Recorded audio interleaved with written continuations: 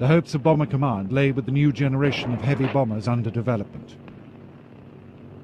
The new radar and beam navigational aids were also a cause for some optimism.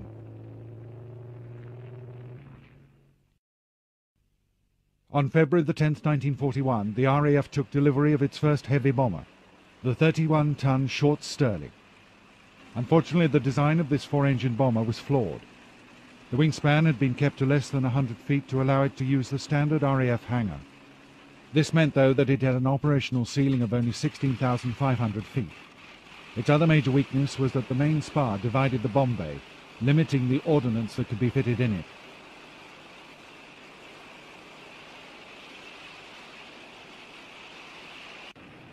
Handley Page's solution to the heavy bomber brief was the Halifax, delivered to the RAF in March 1941.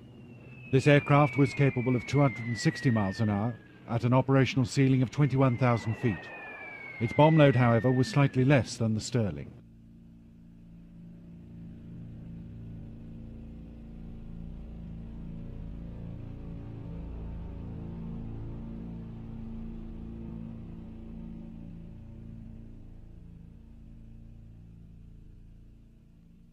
The third and by far the most successful of the RAF's heavy bombers was the Avro Lancaster. This aircraft made its maiden flight in October 1941.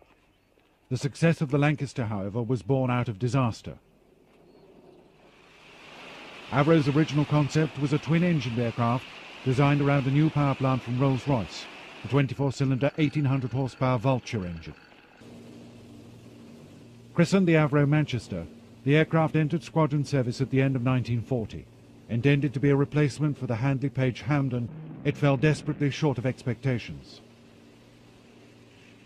The complex new engines were unreliable in the extreme and failed to produce their design power output. The losses due to engine failure exceeded those from enemy action. Unbelievably, this Jinx design also had an undercarriage that was prone to failure.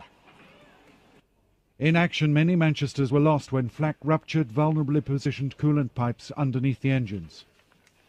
Despite this bleak picture, Chadwick, the aircraft's chief designer, was confident that the basic airframe was sound. What was needed were reliable power plants. The tried-and-trusted Rolls-Royce Merlin was the obvious solution. Chadwick and his team set about redesigning the wing to accommodate 4 of these. The wingspan was increased to 120 feet, and alterations were made to the centre section and tailplane.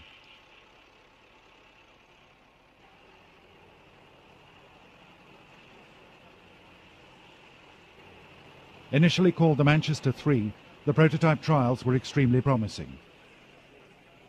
Test crews were immediately struck by the new aircraft's transformation. Renamed the Lancaster, it had a range of 1,730 miles, was capable of carrying 12,000 pounds of bombs, with a top speed of 275 miles an hour at 15,000 feet. Its ceiling, though, was 24,500 feet. Mass production commenced at Avro's 2 sites in the northwest. The fuselage was built in sections at Chadderton and transported by road to Woodford, where final assembly took place. The complex construction involved 500,000 manufacturing processes, producing 55,000 component parts put together in 31 sub-assemblies by a force of 40,000 Avro workers. Later Lancasters were also produced in Canada by Victory Aircraft.